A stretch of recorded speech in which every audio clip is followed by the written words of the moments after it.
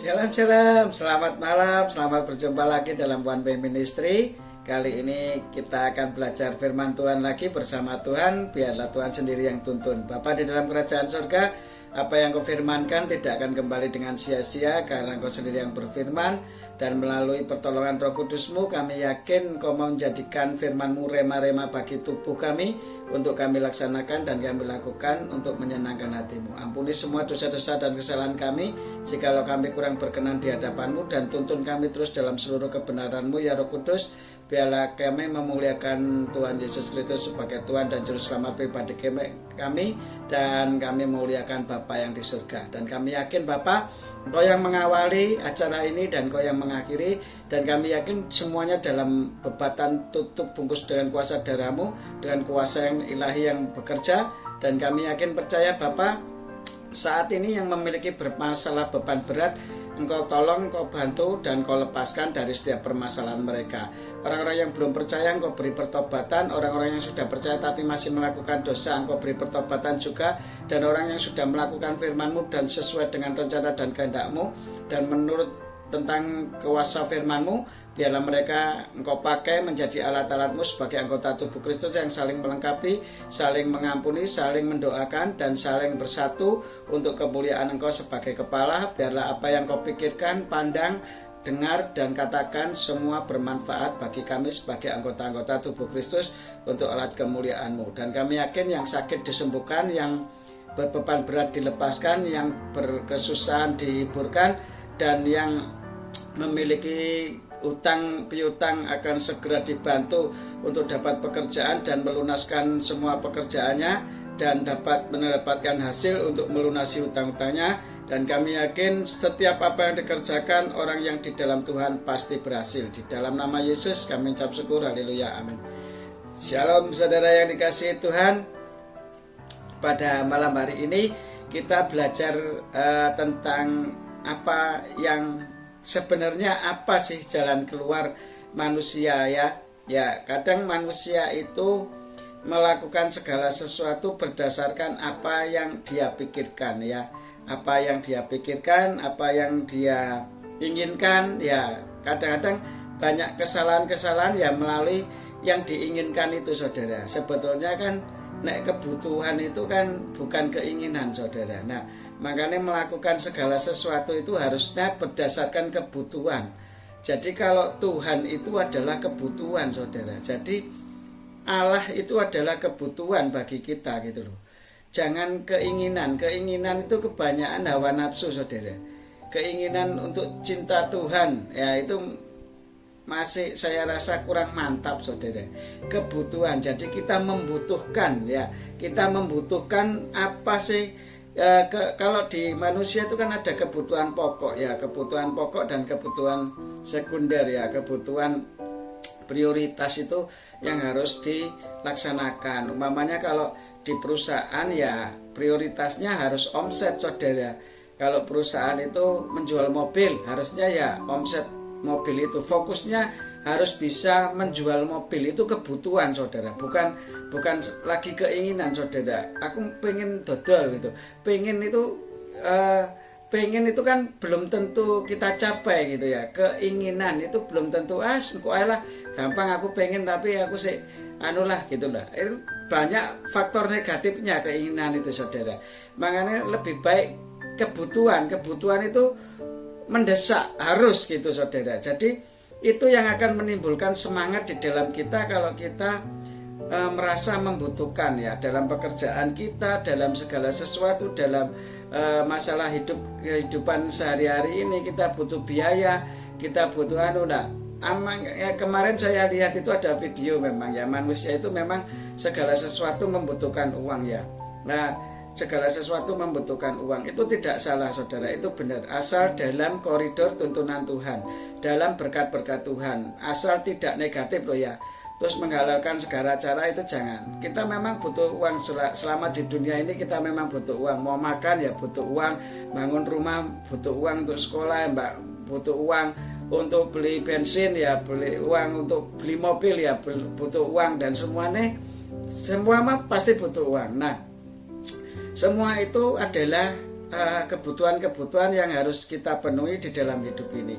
Memang fokusnya itu adalah bukan di uangnya, saudara, adalah sumber yang memberikan berkat uang itu siapa. Nah ini, saudara, nah dalam kita orang-orang beriman itu adalah Tuhan itu sebetulnya adalah kebutuhan. Makanya kita harus mencintai kebutuhan, saudara. Kalau kita nggak bisa mencintai kebutuhan, ya kita akan meremehkan kebutuhan itu, saudara. Makanya hasilnya kurang maksimal, saudara. Dalam setiap bekerja, dalam kita melakukan aktivitas pun, karena kita nggak merasa butuh, ya sudahlah, wong gini aja udah cukup kok, ya sudah begitu. Nah itu yang membuat kita semangatnya kendor. Lah kalau Tuhan kan tidak seperti itu, saudara. Jadi dia butuhnya itu untuk menyelamatkan umat manusia, sehingga dia rela mati di kayu salib untuk menebus kita orang-orang berdosa. Karena Tuhan Yesus itu tidak berdosa, saudara. Dia tidak berdosa dan dijadikan dosa supaya bisa menebus orang-orang dosa, orang-orang berdosa, gitu loh, saudara. Dia kebutuhannya lahir di dunia menjadi manusia itu untuk menebus dosa, dan dia melakukannya dengan tuntunan Allah Bapa di surga. Dan dia merasa bahwa Allah merasa bahwa butuh manusia itu ditolong. Jadi dia turun ke bumi itu untuk menebus dosa manusia, gitu loh. Allah bukan ingin, kalau ingin itu masih angan-angan, saudara, belum tentu dilaksanakan. Tapi nek butuh itu namanya butuh, kebutuhan itu harus dipenuhi, saudara. Harusnya begitu, saudara. Makanya ayo semangat kebutuhan ini harus ditimbulkan dalam hidup kita. Ya, yang pertama sebetulnya manusia itu namanya manusia ciptaan Allah, saudara. Berarti intinya manusia itu membutuhkan Allah, pasti membutuhkan Allah. Contoh HP itu saya ciptakan. Lah HP itu kalau tidak dihidupkan oleh Sang Pencipta kan tidak berfungsi, saudara. Nah makanya kita itu sebetulnya kalau kita tidak dituntun dalam tuntunan Sang Pencipta kita, sebetulnya kita itu tidak jadi berfungsi normal seperti apa yang Tuhan inginkan. Makanya kalau kita merasa tidak membutuhkan Tuhan, ya kita pakai kekuatan sendiri, ya kemenge, tidak apa-apa, saudara. Orang rajin itu ya diberkati Tuhan. Tapi orang yang mengandalkan Tuhan itu berkat-berkatnya menjadi barokah, berkat-berkatnya jadi bermanfaat bagi orang banyak. Itu kalau berkat yang dari Tuhan, saudara. Tapi berkat-berkat yang dari negatif, saudara, itu auranya negatif, saudara. Kalau kita bagi-bagi ke orang lain itu juga auranya kurang positif, saudara. Makanya berkat itu ada dua macam, yang satu dari Tuhan, yang satu dari iblis, saudara. Kalau dari iblis itu pasti dia nanti ujung-ujungnya minta suatu balasan, ya entah itu balasan apa ya. Yang jelas kalau dari kuasa kegelapan tuh mesti minta imbal balas, ya. Tapi kalau dari Tuhan tidak. Kalau Tuhan tuh tulus, kalau menolong kita ya tulus. Jadi kalau mengampuni kita ya tulus, tidak diingat-ingat lagi dosa-dosa kita yang lama. Itu namanya Tuhan, itu namanya Allah, seperti itu. Nah, kalau kita sudah membutuhkan Tuhan, kalau kita sudah mendapatkan Tuhan, kebutuhan Tuhan itu terpenuhi dalam kehidupan kita, saya yakin percaya kehidupan kita akan dituntun dalam kebenarannya, dalam seluruh kebenaran Tuhan. Karena Roh Kudus hanya bisa menuntun kita dalam seluruh kebenaran Allah, tidak ada yang lain. Nah itu loh, saudara. Makanya ayo berjalan dalam kebenaran firman Tuhan itu berarti kita menuruti apa yang Roh Kudus katakan dalam kehidupan kita, yaitu membaca firman, memuji nyembah Tuhan, terus memberitakan kasih-Nya melalui setiap kehidupan kita ini, supaya kita semakin memuliakan Tuhan. Jadi yang dibesarkan itu nama Tuhan, saudara, bukan nama kita, ya, bukan nama gereja, bukan nama denominasi, bukan nama kelompok, bukan nama perorangan. Jadi semua yang dibesarkan kalau kita ikut Tuhan, itu kita membesarkan nama Tuhan. Jadi kita kerja di satu perusahaan, ya kita hendaklah setia sama Tuhan. Jadi kalau kita diberkati Tuhan, kita bisa mengatakan bahwa Tuhanlah yang memberkati kita, gitu loh, melalui sarana-sarana yang dipakai Tuhan. Ya di tempat kerjaan kita itu kita bisa diberkati dan kita menjadi berkat, gitu. Ayo saudara yang dikasihi Tuhan, fokus bahwa kita membutuhkan ya. Kalau kita belum bisa fokus, kita ini membutuhkan, pasti kita itu nyantai-nyantai biasanya saudara. Ya santai boleh, tetapi harus serius saudara. Karena semua itu kalau kita tidak di dalam koridor Tuhan, tidak di dalam membutuhkan, kita itu kayaknya membuang-buang waktu saudara. Harusnya bisa tercapai dalam 2 hari menjadi seminggu umpamanya begitu. Nah itu nanti Tuhan pasti tolong kita lah saudara. Ya makanya saya bilang ayo coba sekarang itu kita membutuhkan Tuhan. Semua manusia itu pada dasarnya ciptaan Tuhan dan nanti mati kembali kepada Tuhan dan dihakimi sesuai perbuatan kita. Lah makanya ayo saudara kita membutuhkan Tuhan dalam hidup ini. Kita nggak bisa berjalan sendiri dengan kekuatan akal pikir. Wong kita dikasih akal pikir yang sehat, hidup yang sehat, masih diberi nafas, bisa bermanfaat bagi orang banyak, itu karena anugerah Tuhan, karena pemberian Tuhan. Dan kita bisa percaya kepada Allah, kepada Tuhan kita Yesus Kristus itu pun itu pemberian Allah, bukan hasil usaha kita. Itu kasihnya yang lebih dulu mengasihi kita, dia rela berkorban untuk menebus dosa kita. Coba kalau Tuhan Yesus nggak menebus, kita tetap orang berdosa dan kita harus menerima hukuman disalib itu, dan kita akan lebih parah kehidupan kita saudara. Makanya ayo, kebutuhan Tuhan itu adalah nomor 1. Kebutuhan Tuhan itu adalah nomor 1. Tuh, kita butuh Tuhan, kita butuh Tuhan, kita butuh Tuhan, kita butuh Tuhan. Ya, makanya firman Tuhan katakan, marilah kepadaku semua yang letih, lesu dan beban berat, aku akan memberi kelegaan kepadamu. Ya, terus ayat yang selanjutnya pasal 29 yang kemarin sudah dibahas, nanti lihat di seri khotbah saya yang sebelum ini ya, tentang Matius 11 ayat 29. Nah kali ini ingin saya ceritakan Matius yang 11 ayat 28. Marilah kepadaku semua yang letih lesu dan beban berat, aku akan memberi kelegaan. Nah semua yang letih lesu beban berat itu berarti memiliki masalah semua. Letih lesu itu bisa berpenyakit ya, letih lesu itu bisa ekonominya jatuh, letih lesu itu bisa tubuh kita sering berbuat dosa dan melanggar firman Tuhan. Letih lesu itu bisa juga orang yang tidak membutuhkan Tuhan tetapi menggunakan kekuatannya sendiri, dia banting tulang ya, kepala jadi kaki, kaki jadi kepala, tangan jadi kepala, tangan dan sebagainya. Pokoknya bersusah payah tetapi kok rezekinya seperti ini aja ya, ndak keluar-keluar. Itu ada saudara, orang-orang yang mengalami seperti itu. Katanya kan rajin pasti diberkati. Orang kalau rajin belum tentu saudara. Makanya kalau kita itu tidak di dalam tuntunan Allah, istilahnya di tuntunan Tuhan, itu hidup kita akan sia-sia saudara. Makanya mbok kowe berjeri lelah sampai jungkel sampai sak kesele.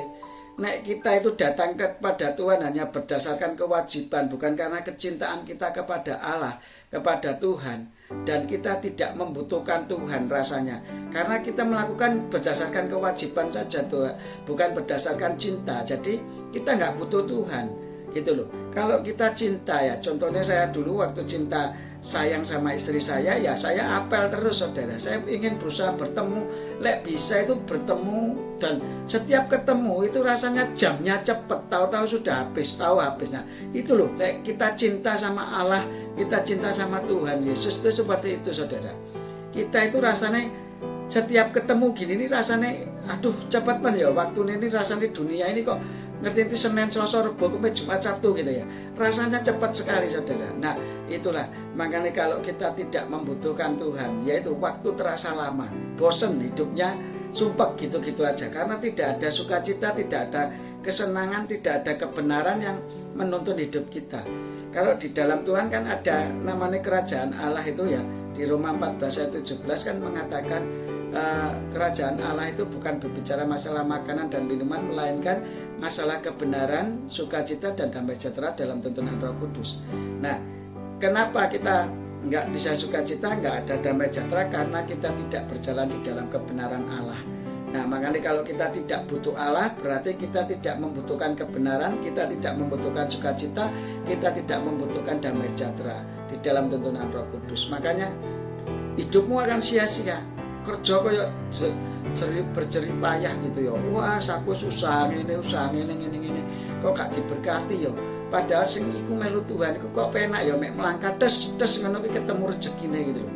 Tuhan sudah tunjukkan semuanya. Nah, makanya saya hanya bisa cerita pengalaman hidup saya ini di dalam Tuhan. Kalau kita membutuhkan Tuhan itu, butuh Tuhan itu berdasarkan cinta, jangan kewajiban, saudara. Kalau kita butuh Tuhan itu karena kita cinta sama Allah, kita cinta sama Tuhan. Nah, itu nanti Roh Kudus yang akan tuntun kita berjalan dalam kebenarannya, sukacitanya, damai sejahteranya di dalam Roh Kudus. Dan yang letih lesu akan diberi kelegaan, legois, bebas, masalahnya selesai gitu loh. Dari sakit penyakit disembuhkan, dari kemiskinan dijadikan kaya, dari berbuat dosa sudah lepas dari dosa, ya toh, bisa mengasihi sesama, bisa mengampuni sesama gitu loh. Tidak terikat lagi dalam kedagingan, tetapi hidupnya penuh kebenaran, penuh sukacita dan damai sejahtera yang dari Allah sendiri. Itu loh saudara. Ayo, makanya sekarang ini Tuhan ingin ingatkan kita semua, butuh Tuhan. Dia itu sang pencipta kita, dia itu maha segalanya, dia pasti memberikan jalan keluar kita. Kita itu manusia aneh. Katanya Tuhan maha segalanya cuma dibuat tambal butuh tok gitu loh. Merasa bahwa diri kita itu mampu. Lah itu salahnya manusia di situ. Kesombongan itu awal kejatuhan. Lihat ya, orang-orang kaya itu dia memang sekarang kaya di dalam dunia, tetapi dia miskin di hadapan Tuhan. Nanti pada saat dia meninggal, kalau dia tidak membutuhkan Tuhan saat ini dan tidak cinta Tuhan dalam hidupnya ini, dan berkat-berkat yang ia terima tidak dimanfaatkan untuk mengasihi sesama yang miskin, yang hina, yang tidak diperhatikan orang, yaitu kaum difabel atau orang-orang cacat yang tidak bisa bekerja, orang-orang yang miskin, orang-orang yang hina, yatim piatu, para janda, atau orang-orang yang hidup di bawah garis kemiskinan. Kita sudah diberkati tapi kita tidak bisa memberi, ya itu repot juga saudara. Karena Tuhan bilang, lek kamu gak bisa mengasihi sesamamu manusia seperti dirimu sendiri, gak bisa mengasihi mereka, berarti kita bohong saudara, mengasihi Allah yang tidak kelihatan. Sampai di mana kebutuhan kita terhadap Tuhan, sampai di mana praktek apa yang Tuhan ajarkan ini kepada sesama, yaitu kasih sesamamu manusia seperti dirimu sendiri. Ini simple firman Tuhan, tetapi kadang orang-orang kaya itu susah untuk memberikan yang terbaik untuk Tuhan. Makanya Tuhan bilang apa? Ada seseorang kaya yang mau ikut Tuhan, akhirnya dia berbalik, oh saya masih gini-gini, sudah gak usah ikut. Ya, kalau kamu mau ikut aku ya sudah, jangan menoleh ke belakang. Ikut aku, berjalan ke depan, pandang ke depan. Ya, pengalaman hidup sebetulnya di dalam dunia rohani ataupun di dalam pengalaman apapun itu sebetulnya tidak begitu penting bagi Tuhan. Karena di dalam kerja pun yang kita hadapi ini kan masa hari ini ke depan saudara, bukan kita ke belakang. Kita seringnya menengok ke depan berdasarkan pengalaman. Kalau bulan ini sepi, oh ya wajar ya gitu loh. Manusia itu kelemahannya di situ. Jangan begitu saudara, pakai kekuatan Tuhan, yakin bahwa di depan kita itu hari depan penuh harapan yang berkat-berkat Tuhan yang mengalir gitu loh. Jangan pesimis, jangan ragu, jangan kendor, jangan marah-marah, jangan hanya menuntut, tapi berdoa, percaya Tuhan berkati melalui anak-anak buah kita, melalui orang bawaan-bawaan kita. Mereka melaksanakan dengan baik dalam tuntunan Tuhan, dalam berkat Tuhan. Begitu saudara. Nah, kita pun sama dalam tuntunan berkat pimpinan Tuhan bersama Roh Kudus menuntun kita. Kita di dalam berkat-berkat Allah, dalam kasih Allah, dalam semua anugerah Tuhan yang luar biasa. Ayo, kita butuh Tuhan, ya toh, ya supaya kita dapat lega segala masalah kita selesai.